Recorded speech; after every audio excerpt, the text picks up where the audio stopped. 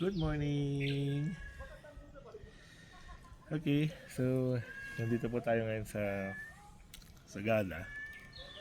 And habang nagko-coffee po tayo rito sa terrace, nandito po tayo sa Red Doors Hotel. So sa mga nagpaplano pong pumunta ng Sagada, dito po ang isa sa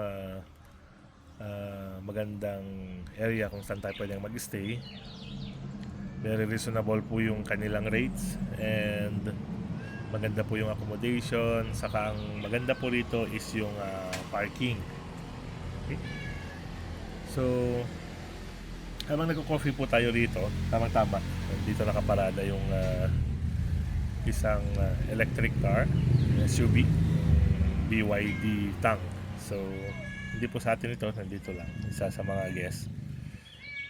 Naalala ko lang po yung tanong sa atin kung magko-consider na ba tayo ng electric car.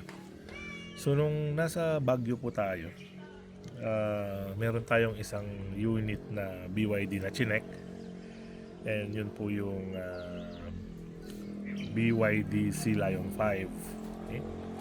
Ang purpose that time is mainly for cost cutting pagdating sa operational side. Okay? So ang isang malaking question mark po talaga pagdating sa electric car is kung sulit ba talaga siya, kung talagang malaki ba yung savings, and then ano pa yung mga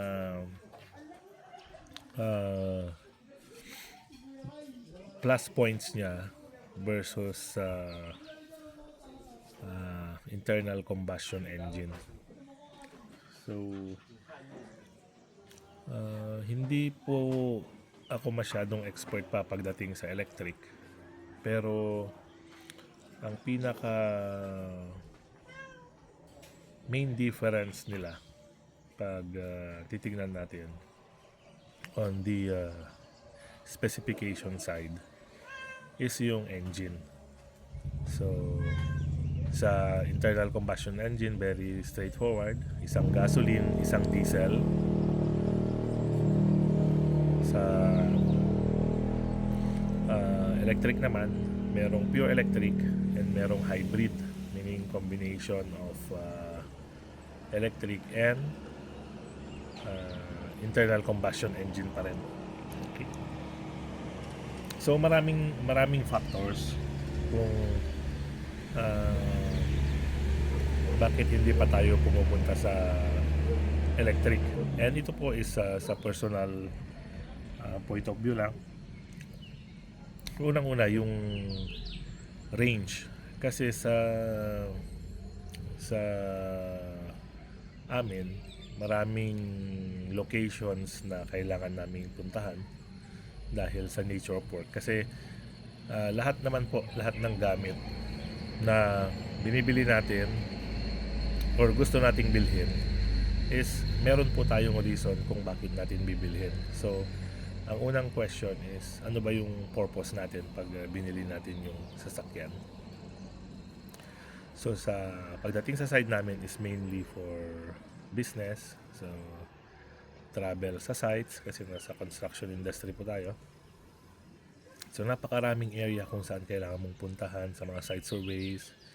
So hindi lang yung range, yung layo, yung capability niya to go to places na, let's say, may mga projects na nasa mountain. So kaya ba ng 4-wheel drive system?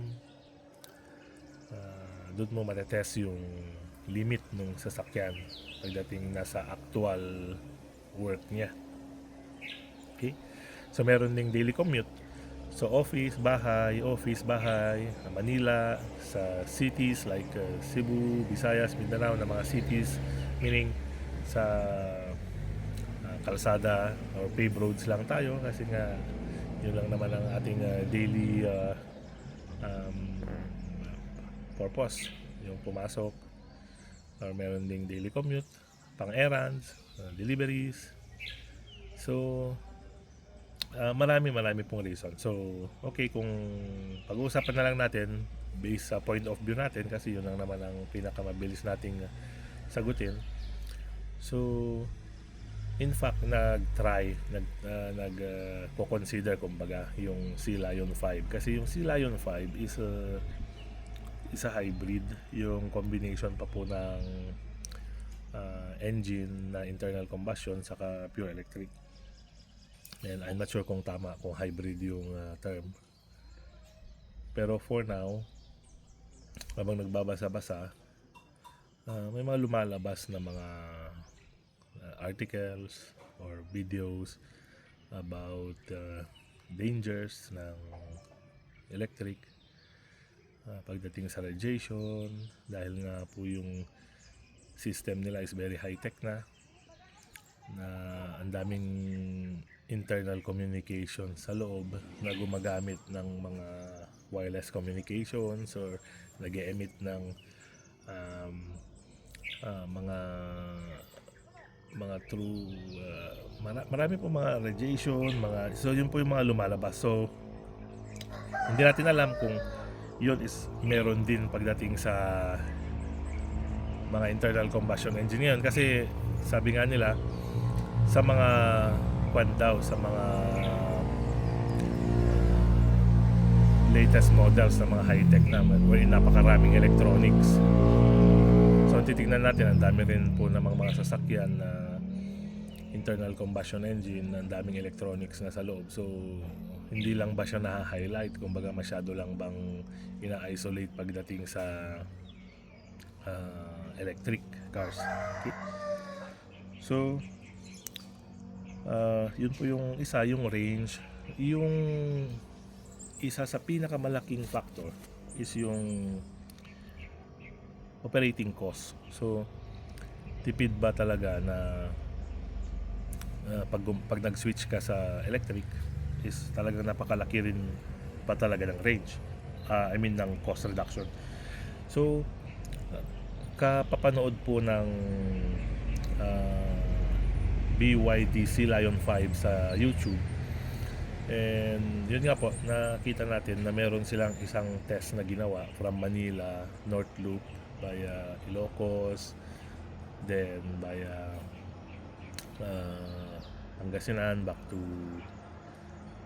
Manila.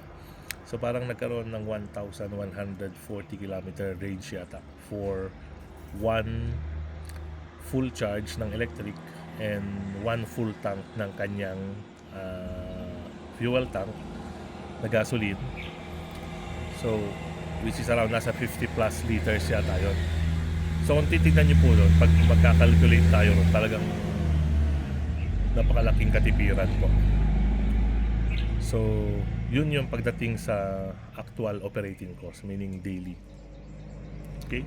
So tatanungin natin ngayon, gaano kadalas nyong gagamitin yung sasakyan? O tayo ba yung daily na talagang high usage? Or tayo ba yung mas maraming or nagmomotor sa weekdays dahil sa traffic, pero sa weekend nagagamit lang yung sasakyan? So isa pa yun po yung mga factors na kailangan natin i-consider pagdating sa tawag dito, pagdating sa pagpa-purchase ng electric. Okay? So ang isang marketing po ng, let's say, mga electric cars, or let's say BYD, which is ito po yung nabanggit sa akin noon na nasa SM Baguio tayo, is yung PMS mo once a year na lang. So PMS is preventive maintenance po ang kanyan, preventive maintenance service or preventive maintenance system. So yan po yung pumupunta ka sa pagawaan, let's say under warranty pa, binabalik natin sa kasa every 5, 10, 15, depende po. Yung 5, 10, 15, yung 5,000 interval, dependent po yan sa oil na nilalagay natin sa makina. Pag yung mga fully synthetic, na-extend po so 10. So yung initial of 1,000, 5,000, then next is 15,000 na. So every 10,000 interval na. Yun po yung pinapadala natin para mag-check yung ating sasakyan, make sure na nasa serviceable condition siya. Okay? So kung titingnan nyo po yung sasakyan na electric is wala po yan na pinagkaiba sa internal combustion. Meron din po yung brake pads, brake shoe, or gulong, or mga moving parts, sa steering system, sa air conditioning system. So, ibig sabihin po, hindi dahil electric ka is once a year ka na lang na magpapa-PMS. So, katulad po niyang Grandia natin, nag-change tayo ng brake pad sa harap for the first time sa La Union after 31,000 kilometers. So, ang 31,000 kilometers po, pag kukunin natin yung average industry standard na usage, that is 10,000 for every year. Yan po yung parang industry average. So kung kukunin mo yung 31,000 kilometers nung Grandia natin na 1 year old, that is equivalent to 3 years old na. So kumbaga, in a year, nagpalit ka ng brake pads. So depende din again sa gulong. Yung gulong, hindi pa rin naman po tayo nagpapalit, okay pa. So, yun po yung siguro for the first year ng sasakyan while bago, kaya niyang ma-reach yung 1 year na yun. Kasi nga halos wala naman pong masisira dyan for the next 5 years. Sinasabi po kasi sa industry standard din, which is normally sa aeroplano, ganun din. Yung major check pagdating sa aeroplano, yung mga malalaking aeroplano po yung katulad ng ginagawa namin noon, like mga Boeings and Airbuses, the big wide bodies kung tawagin. Ang overhauling period po niyan, or D-check kung tawagin, is every 5 years. So meaning talagang doon po lalabas yung mga sakit ng sasakyan kahit gamitin mo ng mas madalas or gamitin mo ng hindi masyadong madalas, meron na po siyang lalabas. Okay? So, given po yan. Basta anything na may moving parts, magpapalit ka po yan. So, again, ang pinakamalaking factor dyan is yung paano gamitin yung isang gamit.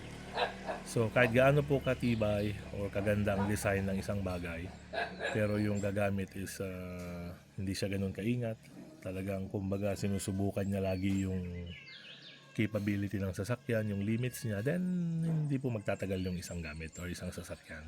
Pero kung tayo po yung gamit na talagang super ingat, then tatagal at tatagal po yan. Katulad nga po nung finiture ko na motor ng uncle ko nung unang labas ang Kawasaki Baja 100 or 110 yata yun, yung CT 100. Tinatawanan po siya bakit Baja raw ang kinuha niya. So sabi niya, Kawasaki pa rin naman yan. Then tignan niyo po, 15 years old above na po yung motor niya with tricycle. Parang bago pa po manakbo kasi napakaingat po ng uncle ko talaga. And tinanong ko kung anong sekreto niya. Talagang yung engine change oil daw talagang wag na wag mong pababayaan. Kaya ganun pa rin po kaganda yung kapino yung andar ng motor niya. Okay? So going back po sa electric, meron po akong isang question sa electric na hindi masagot every time na may chance na may mga shows sa mga road shows sa mga malls. Ang una ko pong tanong is how much ang cost pag pinalitan na natin yung battery niya. And yun po ang hindi nila masagot kasi wala pa silang experience sa ganon. So we don't know kung yung mga sales consultants nila are trained not to talk about cost pagdating sa battery. Pero ito po ang isang pwede kong ibigay na example based sa experience natin pagdating sa rechargeable batteries. Pag bumili ka po ng isang equipment or tools or let's say yung gamit natin na DJI na drone, yung drone nung binili natin is Nasa 40,000 yata. Then pag bibili ka ng replacement battery is 4,500 pesos. So how much ang cost ng battery? So let's say sabihin natin 10% na lang for easier calculation. And ito po ang isang ikukumpara natin kasi ito is gamit ito ng mga laging gumagamit, yung mga power tools na rechargeable. Let's say yung Bosch na power tools. Pag bumili ka po ng power tools, nasa 9,000 pesos. No? Pero pag bumili ka na later ng battery, yung battery will cost you between 7 to 8,000 pesos. So ilang percent po yun nung purchase cost mo sa unit ng power tools na binili? Hindi po mura ang rechargeable battery. And especially itong mga ganitong batteries na iba ang design niya, mga sophisticated kasi gamit ng isang sasakyan. So hindi siya pwedeng talagang, kumbaga pagdating sa reliability wise, hindi mo siya pwedeng i-fail. Extreme heat, extreme cold, extreme weather conditions, kailangan maasahan mo siya. Malubog yung sasakyan, kailangan hindi siya pasukin ng tubig. So to design a battery that can withstand yung klase ng abuse na pwede niyang maranasan along the road pag operational na siya, is hindi pumura ang R&D niyan or tinatawag nating research and development. So talagang pinag-aralan po ng todo yan. And then pagdating sa R&D cost, yung manufacturing cost na naman po ang isang question mark yan. So ang sagot lang po ng BYD sa akin that time, yung representative, is under warranty naman po siya for 8 years yung battery. Okay, so ngayon, yun po ang pwede natin gawing baseline, yung 8 years. Okay? So ngayon, let's say, sabihin natin na na-reach mo na yung 8 years and you need to change the battery. Yan ang battery cost niya. Para sa akin po, anything above 50 to 60% of the new unit price ng papalitan mo, you better go for brand new. Palitan mo na lang po. Huwag mo na siyang i-repair or huwag ka nang bumili ng surplus parts unless talagang yung budget may constraint tayo, then we can consider alternatives muna. Pero pag meron po tayong budget to buy a brand new part, anything 50 to 60%, then buy the new one. Kasi yung new one po, hindi lang yung reliability niya ang isisigurado niya sa'yo for the next how many years. Let's say, for example, bumili tayo ng surplus Japan na truck. Dumating po yung mga trucks na yan dito sa Pilipinas. They are 10 years old on average. Kasi yun po yung disposal period ng Japan. Kailangan pag nag-reach ng 10 years old yung sasakyan, either you have to dispose or you have to renew yung parang license. Sa Singapore, ang tawag nila is COE, Certificate of Entitlement, which is para ka pong nagbabayad ng COE or certificate ng almost same sa brand new na car. So sila dinidispose na lang po nila. And again, to operate a 10-year-old vehicle versus a brand new one is napakalaki ng difference po niyan. Second thing, pag bumili ka ng brand new part, meron niyang warranty, normally 1 year. So may 1 year warranty ka. Pag pina-repair mo, unless yung pagawaan po may warranty na binibigay, pero normally pag repaired parts, wala pong warranty. Or may bibigay 1 month, especially electrical, 7 days. Ngayon nga po may mga bilihan na ng electrical parts na wala ng warranty. So, yun yung isang question mark dyan. Yan ang pinakamalaking question mark pagdating sa electric vehicle talaga. Para sa akin po, is how much will be the cost to replace later the battery system niya. Okay? So, kung kakalkulahin natin, let's say, okay, based on calculation natin, usage natin, let's say 30,000 per year, katulad po ng Grandia, mag-run na tayo ng mathematics natin. Kung talagang baka mamaya in 3-4 years na ROI mo na siya. Kaya lang, ang question po dyan, for the next 4 years, meron pa ba siyang resale value kung ibebenta natin, or dahil later yung cost to replace the battery is almost buying a brand new unit, hindi nyo na po ipapagawa yung sasakyan na yan. Bibili na lang po kayo ng bago. So ang question is, magiging throw away na lang ba siya? Parang lumalabas. Ganun na ang kanya, ang usage niya. So sa internal combustion, hanggang merong kang parts, hanggang merong kayang mag-repair, mapapaandar nyo po yan. And kahit saan nyo po gadalin yung sasakyanan, basta meron kang gasolina or diesel, then mapapaandar nyo po yung sasakyan na yan. Okay? Second question, aside from the battery system, is yung mismong motor niya, which is the electrical motor niya, which is equivalent sa internal combustion engine niya. How long it will last for an electric motor? Ang alam ko po, may normally dalawa eh. May isa sa harap, may isa sa likod kung hindi ako nagkakamali. So meron din sigurong design yung maliliit, isa lang. So ang question natin, how much again to change yung electrical motor to drive yung drivetrain mo pag nasira yung electrical motor.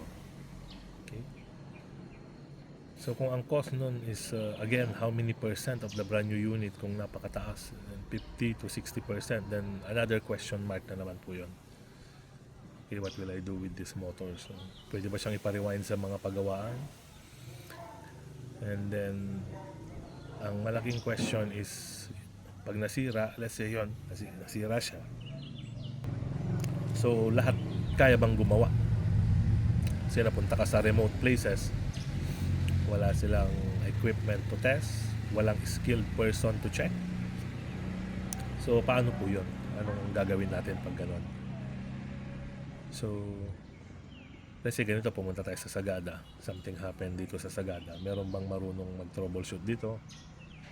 Mekaniko, wherein dito mainly mechanical na sasakyan na mga pang 4-wheel drive, pang akyatan, pang bundok talaga, yun ang mga ginagawa karamihan. Then may mga services din sila rito, light vehicles. So yung technology ng electric dito sa, especially dito sa Pilipinas, is relatively new. So parang nagsisimula pa lang siya. So marami pa talaga siyang kailangang i-catch up.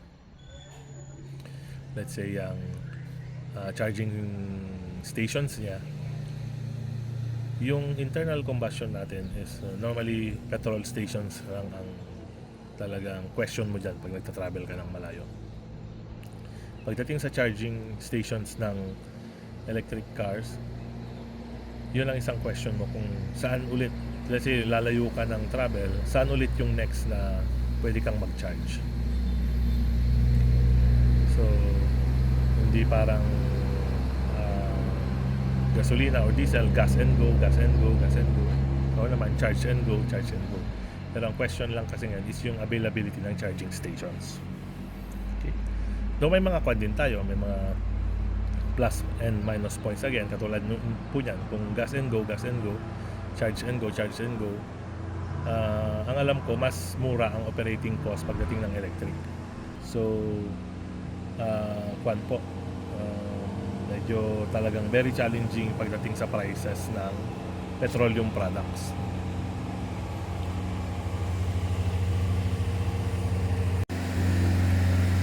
So yun yung mga questions na iban natin. So sabi naman po ng iba, why not meron kang isang mechanical, internal combustion, or meron kang isang electric? Pwede rin po yun. Kung meron pa tayong extra, why not? Habang sinusubukan natin itong isa, ikinupan natin, habang tinetest natin. Yun yung marami pang questions actually na kailangan nating ma-answer, like availability ng parts. Yan po ang isa sa pinaka-importante pag bumibili at nagko-consider tayong bumili ng isang bagay or sasakyan, especially dito sa pinag-uusapan natin, is gaano po karami ang availability ng parts. Kasi yan po ang magpapahirap sa atin kung yung parts niya napakahirap mahanap. So yun pa po yung isang question, yung availability ng parts. Kasi merong mga reports online, hindi natin alam kung gaano katotoo. May mga antagal daw po ng repair kasi walang maantay na spare parts. So let's say nabangga, walang available na rear door or side doors kasi walang available. Yung waiting time po is parang 3 months, ganun katagal. Okay? So pagdating naman po sa ganyan na mga issues, ito is just worth sharing lang po kasi galing din tayo sa support sa eroplano ng pagdating sa spare parts.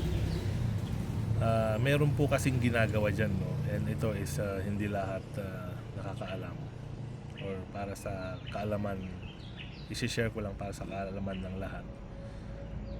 Pagdating sa spare parts po, ang priority po dyan is production. Meaning yung production facilities po, yung kung saan ginagawa or ina-assemble yung mga sasakyan, assembly plants, sila po ang priority pagdating sa spare parts. Kasi pag na-delay sila, yung production line po ang madidelay. So ganun po, lalo na kung bago yung sasakyan na dinevelop, let's say bagong eroplanong lumabas, yung provisioning ng parts ang talagang very challenging yan at start. Kasi nga po magka-catch up yung production or yung manufacturer ng spare parts na yon para support yung production or assembly plant na depende rin po sa capacity ng supplier kung ilan ang kaya niyang i-supply for the month. Na may mga suppliers po na hindi sila makapag-cope, nade-delay na sila sa production. So how much more pagdating sa spare parts? So yun po yung isang nangyayari dyan pagdating sa assembly ng isang bagong unit. Pero pag matagal na po yan, marami ng pyesa yan, kalat na siya, maraming mga auto supply na marami ng stocks ng parts, kasi nakakapag-cope na yung production ng spare parts doon sa demand both ng production or assembly plant saka sa demand ng spare parts. Okay? So yun yung mga additional insights lang po para dito sa electric car. Mga nagtatanong sa atin but hanggang ngayon hindi pa tayo nagko-consider. So sabi ko marami pang questions na unanswered. So sabi ko i-consider lang natin muna yan kapag masagot na lahat itong mga questions na to. And pinaka main is yun nga po, how much it will cost to change the battery later. Kasi ang isang i-consider po natin dyan, let's say 8 years yung promise, and then in 4 years nabawi mo na, then well and good, pwede mo nang gawing spare parts yung sasakyan kapag ayaw mong ipagawa siya after 8 years kasi nga very expensive yung pag-change ng battery. So the idea na magiging throw away yung sasakyan, or gusto niyo pa rin doon sa parang old school na that's the time na dapat ina-enjoy na natin yung sasakyan kasi yung mortgage niya, yung auto loan or car loan natin is tapos na, which is nag-average ng 3 to 5 years. Yan po ang karamihan na auto loans, natatapos na siya in 5 years or 3 years. So after nung loan natin, ina-enjoy na natin yung sasakyan. Kaya lang, kung meron siyang limitation na may enjoy mo na lang siya up to 3 years na lang kasi nga bayad mo na yung unit sa bangko o financing companies. So ang question is, again, another question is, yung binayaran mong interest, baka hindi ka rin nakatipid doon sa inaakala mong ititipid mo kaya ka nagpunta ng electric. Okay? So, ang number one question po dyan is saan nyo gagamitin yung sasakyan? Worth ba na ito ang i-consider? So, sulit ba talaga siya? Makakatipid ba talaga ako ng malaki? Kung gusto nyo peace of mind na kahit saan kayo pumunta hanggang Visayas, Mindanao, Luzon, Visayas, Mindanao tour, wala kayong iisipin. So, yung question sa electric kung paano isusurvive yun, yung travel na yun, is yun ang question mark, especially sa full electric. Pagdating sa hybrid, wala po tayong problem nun kasi meron naman siyang internal combustion na magsusupport. So, ito ba yung tamang sasakyan para sa pangangailangan ko ngayon? Kasi yung cost po, it's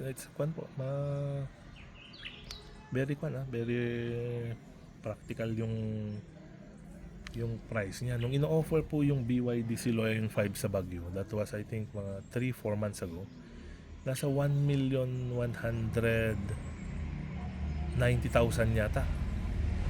Pero naka-kwan po sila noon, roadshow discount sila, less 100,000. So 1,090,000 noon ang offer price. So which is very reasonable para sa isang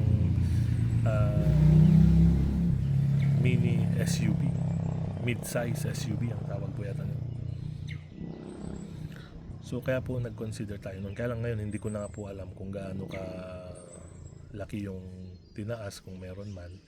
Dahil again, there's what we call yung law of supply and demand. Dahil to nangyayari sa fuel crisis. So marami po sigurong nag-isip na sige, punta na rin tayo sa electric para maiwasan natin tong ganitong challenges na pag-spike ng diesel or gasoline. So yun po yung mga questions. Pero siguro po nakikita ko rin na baka mag-consider po tayo in future ng electric kasi meron tayong tinatawag na talagang electric is the future na po. Ang malaking question lang talaga sa dyan is saan pupunta yung electric vehicle, saan siya patungo. Ito ba talaga yung next generation na? Ito na ba yung next na wave ng mobility or sasakyan? Papunta na ba talaga tayo sa electric? Or nothing beats pa rin yung old school na internal combustion engine? Kasi pagdating po sa reliability, lalo pag bumili tayo ng brand new and then mga galing sa mga trusted brands, hindi po tayo bibigyan ng sakit ng ulo ng mga internal combustion yan basta susundin lang natin yung preventive maintenance recommendations and then yung normal na pag-iingat po ng sasakyan, yung hindi po siya abuse. Tagal at tatagal po yan. So yun din po ang isang itanong natin kapag bumili ako ng let's say BYD, magkano ang papalit ng brake pads, magkano ang papalit ng shock absorber, lahat po na makikita nyo na moving parts dyan. Yung side mirror nya na auto tilt, magkano yung electrical motor nyan, kasi nagpalit po tayo sa Raptor nyan, no? Buti na humabol sa warranty na 5 years. Magkano rin po, napakalaki nung na-save natin, parang between 20 to 30,000 po yata, hindi ako nagkakamali, yung isang side mirror po kasi hindi nyo mapapalitan yung motor, buong side mirror po yata ang papalitan. Yan pa po yung isang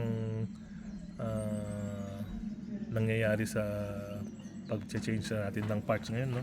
Hindi na yung piece part ang sina-change po, nagiging modular na ang pagre-replace. So yun po yung mga pad natin, yung mga maraming kailangang i-consider pagdating na po sa ating pagko-consider ng EV or electric vehicle. Yung parts availability, tanong po natin lahat. Let's say may nangyari, pailayo ng Panginoon, nabangga itong itong side niya at kailangan total wreck yung sasakyan sa pagdating sa side panels na kailangang palitan, gaano ka-available yung parts niyan. Kasi ayaw po nating sobrang ma-disappoint na kabibili natin ng sasakyan pero maglalas sa kasa ng how many months dahil wala pong piyesang parating. Okay? So, tingnan po natin along the way kung pagkaloob ng Panginoon yan,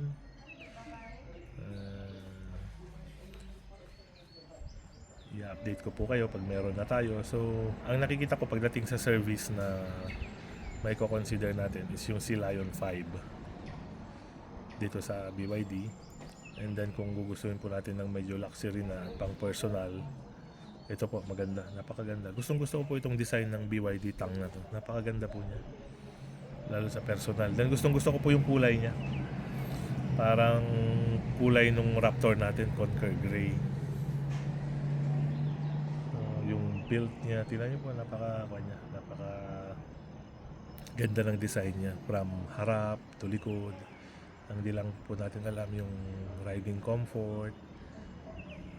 So, hindi pa tayo nakasakay sa ganitong sasakyan. Okay? Anyway, salamat po sa may-ari ng sasakyan na to. Dito po ngayon dito sa Sagada, sa may Red Doors Hotel.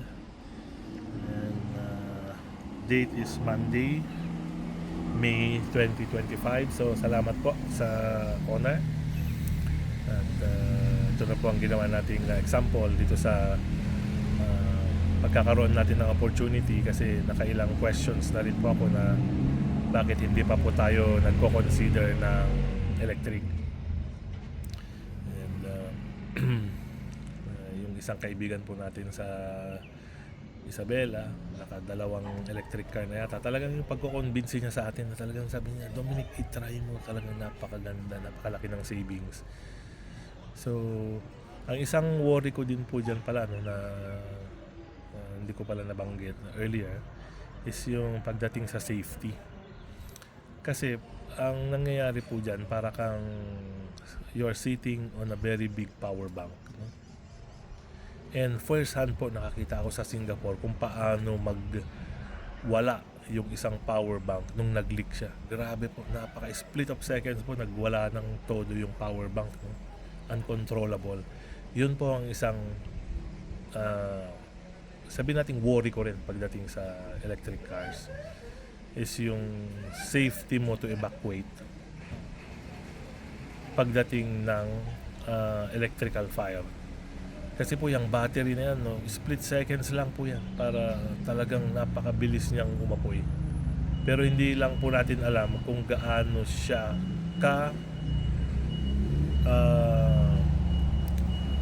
ka-safe pagdating sa ganitong klase na ng mga cars. Nakikita natin sa YouTube yung mga cases ng mga nag-caught on fire sa daan. So, ang question lang dun is, paano ba siya nangyari?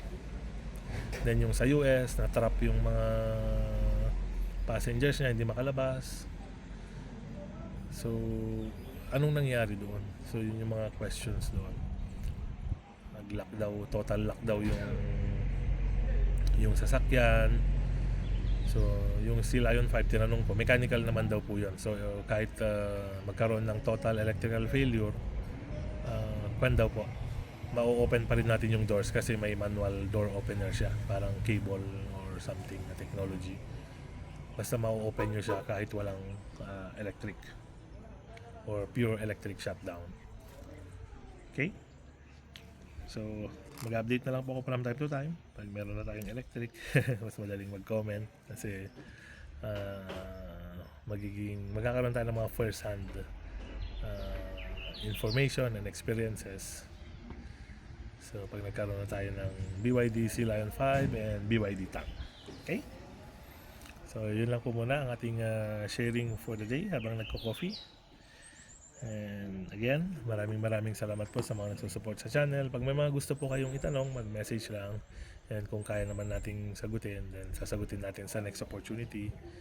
And kung hindi man, magtatanong po tayo sa mga experts na kailangan natin, nakakilala natin, para po sagot natin kung ano man yung questions na meron kayo. Okay? So, maraming salamat po and happy Monday po sa ating lahat. Salamat po.